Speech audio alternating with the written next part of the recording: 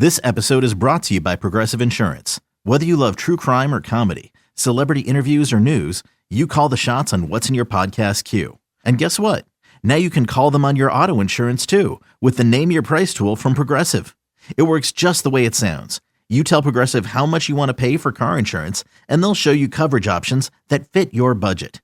Get your quote today at Progressive.com to join the over 28 million drivers who trust Progressive. Progressive Casualty Insurance Company and Affiliates. Price and coverage match limited by state law. Working as a dedicated Fidelity advisor, I always ask, what's important to you? I'll look at those priorities and goals alongside your full financial picture to build a comprehensive plan designed to help grow and protect your wealth. With proactive portfolio insights and an eye on taxes, I'm here to help you make the most of your money.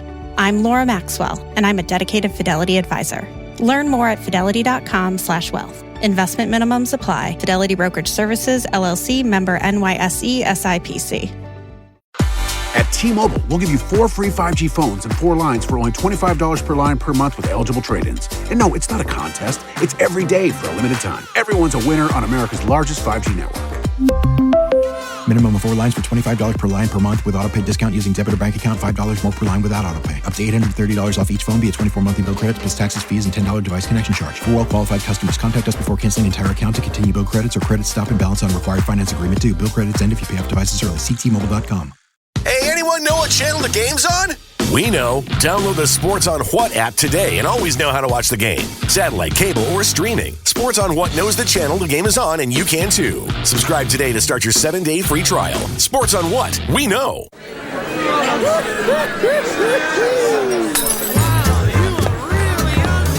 Welcome to the Men's Room Appy Hour, broadcast exclusively on Odyssey.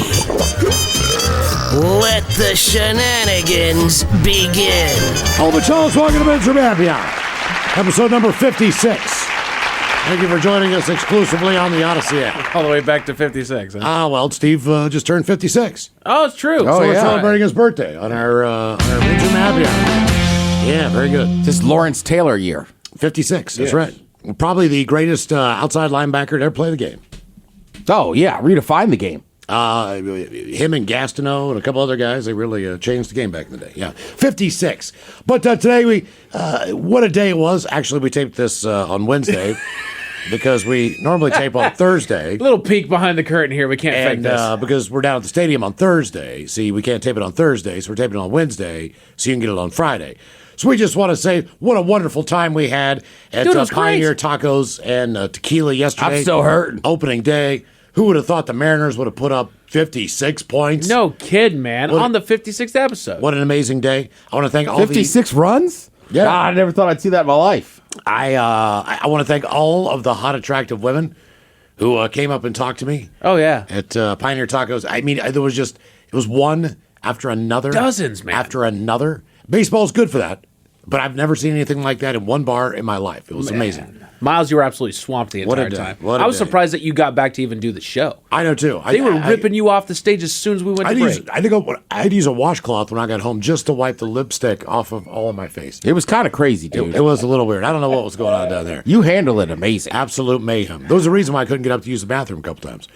But, what else? Ted, you are theoretically flying out to Vegas tomorrow, which would be Saturday. Why are you air quoting it? Well, because it's Wednesday right now, and I'm saying tomorrow. But I mean, I was saying I'm still flying out. Okay. You're making me scared. Something I should know about Friday night? Going down to see the Grateful Dead. Dead Company, yes. Do you have a dead name like, Grateful Ted or Dead Ted or, Grateful Dead Ted Head? No. You do not? I don't think they give each other nicknames, unless you have a different name you go by at festivals. Do you have a cowboy name? Well, Texas Ted. Texas Ted. So why don't you have a Grateful Dead Ted? I mean, that's just a version of Ted. All right. But he doesn't get his own name. Okay. I had to show Taryn my new Grateful Dead sweatshirt, make sure it approved. Right. I just kind of, this will be my second Dead show. So, I mean, I'm not a real cowboy. I'm not positive I'm a real Deadhead. Well, but obviously. So I was like, is it okay? And she was like, yeah, that sweatshirt means this and that. I go, just tell me what I need to know, because the Deadheads know everything about that band. So, the sweatshirt I had, she's like, that's from the whatever anniversary. I was like, all right, just coach me up that day so I don't look like the freaking idiot when I'm like, I don't know, I just bought it on Amazon. Yeah, man. It looks cool, dude. Yeah, man. I bought a standard Dancing Bears shirt. All right. Right. Well, you apparently liked the show enough the first time to want to go again. And that's not an easy it's trip awesome. to make. Yeah. And once I went and saw the Dead, I realized there was a lot more Dead songs I knew. Really? But yeah. You'd be shocked. There's some that you wouldn't know offhand, but when you're like, oh, yeah, I've heard this. Okay. The other thing, too, is it's just the nicest frickin' crowd you'll ever meet. Oh, yeah. Yep, that's fact. And, everybody parties, but, I don't know how to describe it. Let's just say one of our shows, right? You go see Metallica, right? Or a football game. I'd say you're going to have 10% of that crowd that's too drunk. Okay. For sure. Yep. Right? Whereas, the Dead shows, I don't know if it's the drugs they take or the age, but it's a lot of people are drinking and stuff, but, nobody seems, hammered. It's a little more communal, too. Yeah. People are just a little bit more kind, so to speak. I mean, you've heard that word for a number of years. But, typically, Grateful Dead fan base, not too into aggression and counterculture at the time. And there's no gatekeeping with them. They've just grown older. Right. They might be I've been to 50 shows. I was like, it's my first one. They're like, oh, great to have you. Awesome. Oh, yeah. Whereas, the other bands and stuff, people are like, oh, you're real. How many have you seen? I'm like, fuck off, man. Oh, yeah. They used to, it was a barter system for years in the parking lot. So you could have a lot of people who travel with the Dead, they would tape the shows. Or they would get David Gans, who was the board op, to get the tape, and then they would distribute it, and they'd start making tapes in the parking lot with a double cassette deck, right? Yeah. And that was commerce. So people would go around and go, hey, man, here's Indian Lake, 79, man. And they'd have the whole thing on, give me a grilled cheese. And so, no money was really ever exchanged. Bottles of water, acid. So, all right. Drugs, things like that. But it was all just it was very transcendental, I guess, is the best way to put it. And there is crossover, but then you have the fish crowd, right? So some people I go to these shows with, they fish too. So one guy was like, man, I traveled around following fish for 5 summers in a row.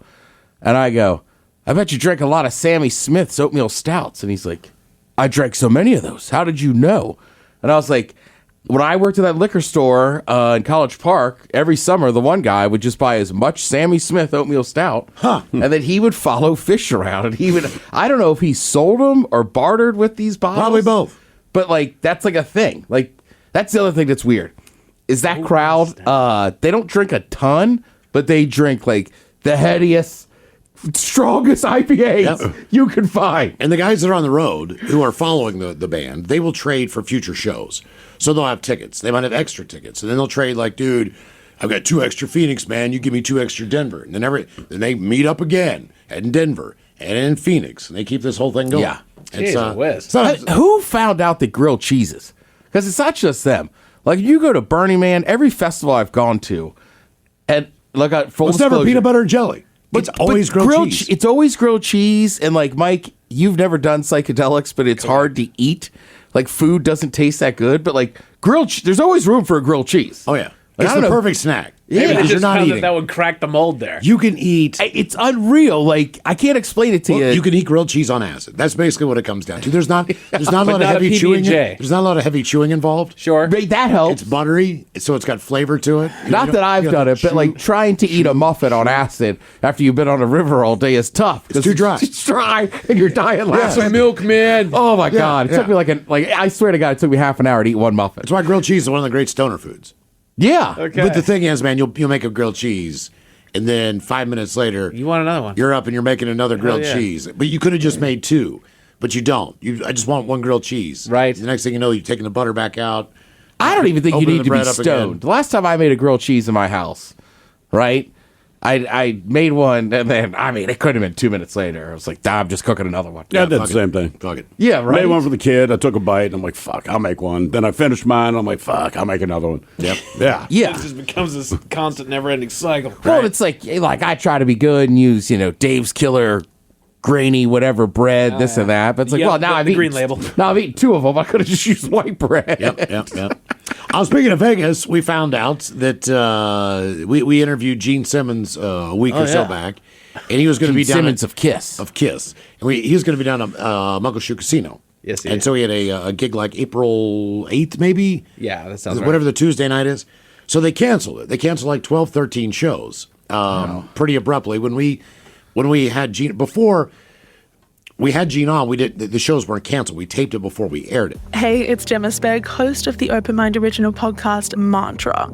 Every Monday, I'll bring you a new mantra, a simple yet powerful phrase to help you clear your mind and stay grounded amidst the chaos. I'll also share some personal stories, journal prompts, and a weekly challenge to bring each mantra to life. Follow and listen to Mantra, an Odyssey podcast in partnership with Open Mind Studios, available now on the free Odyssey app and wherever you get your podcasts.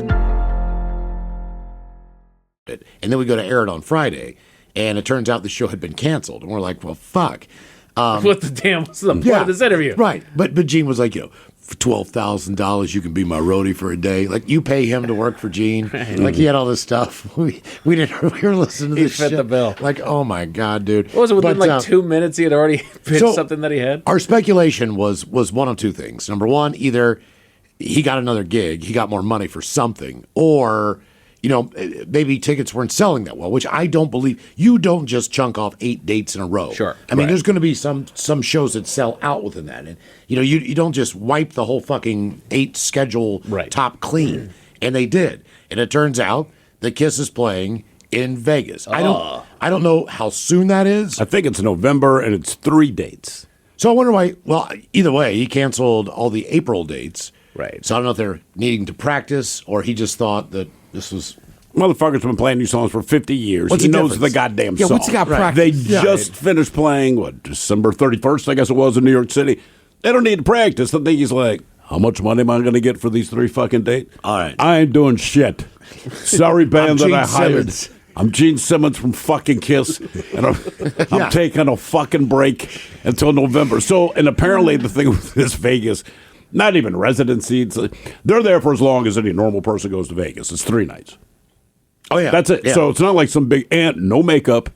So basically, Gene's like, listen, I'm not going to put on the fucking outfit. I don't want to put on the fucking makeup. Just gonna walk on stage. I'm going to cancel these fucking tour dates. I got with my fucking solo band. Look, it happens to these and guys I'm all going the to play time. 3 fucking dates with these guys and make so much fucking money. So what I thought was, if you want to be my roadie for an actual KISS show, you give me $55,000 fucking dollars, and I will gladly treat you like a piece of You shit. can paint my face whatever the fuck you want. It's kind of weird because he was talking about the fact that all these guys are great musicians. They can all sing. They all had their own bands. Blah blah blah blah blah blah blah. And they're fired up because they're going to go on the road for at least 4 or 5 months. And as a musician, it's a pretty steady gig. You're going to get some money. You're going to get a chance to tour, see the country. Blah blah blah blah blah. Yeah, drop that premise, fellas. But there's they're like, all right, we're ready to rock. These guys are awesome. We can jam. We can do all this shit. Guys, fuck you. It's over. I canceled it. I canceled the whole fucking tour. Goodbye. You've been fired. This is Gene Simmons. Goodbye. Click. From KISS. Called him back. Yeah. From KISS. Well, it happens all the time. Like, whenever these guys decide to pull the trigger on something, they fuck everybody else over. Oh, yeah. Like Axl Rose decide, hey, you know what? We're going to go on an Asian leg of a Guns N' Roses, whatever the world tour is. Yeah. And so fucking Slash has to call Miles Kennedy and say, hey, we're not releasing this album now, and we're not going out to tour. And, Duff has to call everyone. and Loaded, like in every other band that he's in, and say, sorry, man, it's not going to happen. Jerry Cantrell, he calls Alice in Chains, goes, fuck you. I'm doing a solo album. Then I'm doing another solo album. And I'm going to tour for 3 years. Fuck you. And all these guys are sitting around going, all right, then. Thanks. Thanks, Jerry. Yeah. But I'll play Alice in Chains songs. Isn't that the most fucked up part? Exactly. That's like Vince Neil, man. Gene's going out playing KISS songs. Vince Neil's going out playing. Right, but Gene Simmons at least has, like, writing credits for his music. Vince Neil, I mean, it's all Nikki Sixx. Motley Crue is Nikki Sixx. Right. So Vince Neil, it's like, hey, man, I'm going to go tour my band called the fucking Vince Neil Band, man. Fuck you guys. We're having our problems. But I'm only going to play Motley Crue tunes. Like, really, man? I swear he to wasn't God. even doing covers. He just played Motley Crue songs. Okay, as bad as Mick Mars looked. I mean, all in right? theory, could Nikki be like, you can't sing those since I wrote them? I don't know how they break up there contractually, but if he said you can only write the songs you even contributed to, honestly, it'd be like 8% of the entire catalog. Right. Now, so Mick Mars obviously has got some medical problems. They let him go, right? So, but apparently he could still play. He just couldn't take the touring. Right. They didn't let him go go. because he wasn't asking to leave. Right. You let someone go. He could have done a resident. You were fired. He could do this shit, right? But I have seen Vince Neil's band up close. So he's got, okay, these guys, they look like polar bears. They look like Florida Man Woman. So, like Florida Man with long, stringy hair. Of course. He's like 58, 60 years old. He's been a rocker his entire life. His Adam's apple is protruding out of his neck like a softball. He weighs 120 pounds. He stinks. He wears leather, and his face looks like Iggy Pop. Right. That is basically Vince Neil's band. It's like every single just leathery looking. I'm talking skin. Yeah. I'm talking their clothes. I'm talking just, clinkety clank boots. I mean, there is a definitive look to these guys. It's just like It's rock and roll. Yeah, you would not. But they're the guys that look like that all the time. Yeah, they're correct. They go to the grocery store like that. They did not change to go on stage. No. This is what they've been wearing. They just walked on stage. They rode. I guarantee on they their don't bikes. have a wardrobe. They like took their wardrobe. fucking helmet off. That was all they did. Put their goggles. Give it the someplace guitar. Some of else. those rock guys, I give them credit. Because even like locally, I know some guys that are in bands. They dress like they're in super popular bands all the time. They are rock dudes, man. It's like, Right. goddamn, you get it, man. Yeah, I was talking to Funk Love the other night. A guy knows dressed just like that, right? Mm-hmm. Known him for years. Seen him in Fremont, and he's like, and he goes, I was speaking of funk. I love Funk Love. But he dresses like a rock star every day.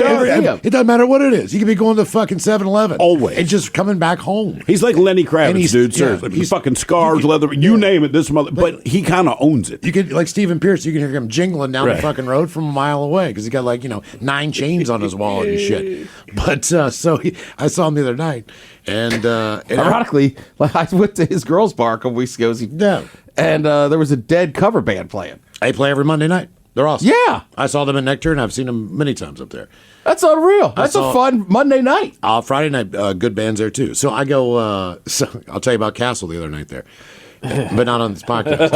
So Was he doing the lean? I only bring that up because my buddy, one of my guys in my crew, Friday, as we were leaving the arena, started the lean. And I was like, dude, I literally got him in an alley and had to push his hips against the wall. Yeah. I was like, just sit the fuck down. Right. I was like, because he's. Yeah. So Funk goes, he just sits down. He's like, I'm like, what are you doing, man? How are you?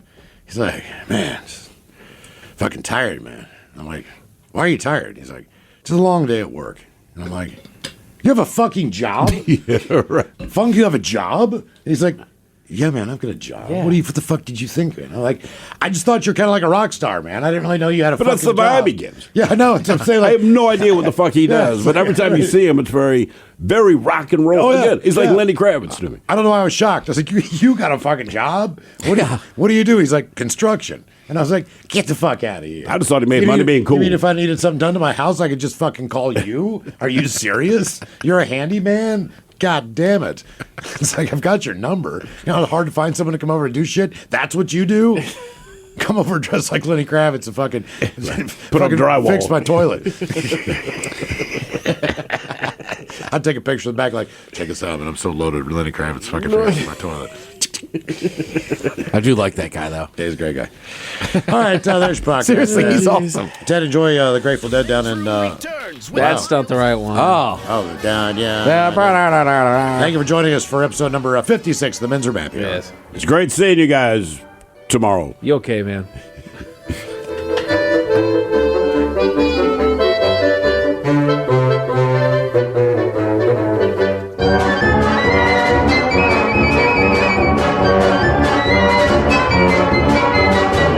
The Men's Room has been taped before a live studio audience. Wardrobe and makeup provided by Mantastic Limited. This has been a presentation of the Men's Room Radio Network. Oh, man! A Double Flush production.